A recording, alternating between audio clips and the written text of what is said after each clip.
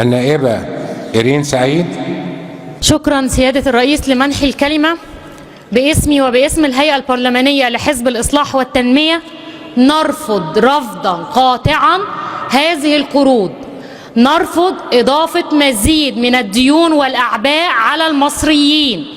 كنت أنتظر من حكومتنا الموقرة في ظل ما يحدث حولنا إنها تيجي تقول لنا إن إحنا هنعالج التضخم اللي هيحصل جراء الحرب وخططنا التنموية عشان نأكل شعبنا ونضمن استدامة الحياة للمواطنين المصريين.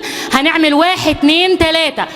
احنا كل يوم بنسمع ان احنا عندنا استدامة واحنا عارفين نحوكم الدين العام، ولكن الحقيقة انه تصرفات الحكومة وما يأتي منها من قروض لا يتماشى تماما مع ما يأتينا من تصريحات عبر السوشيال ميديا او حتى داخل مجلس النواب.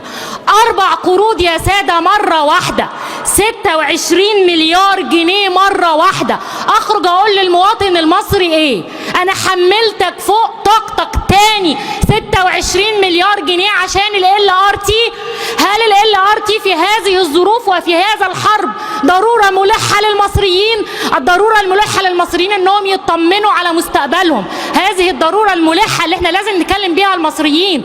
نحن نرفض رفض قاطع ان تصل الديون لازيد من 90% من الGDP بتاعنا. المصريين هيشتغلوا بس بعد كده لسداد هذه القروض. ده بالنسبة لنا امر مرفوض واعباء ثقيلة لن يتحملها المصريين.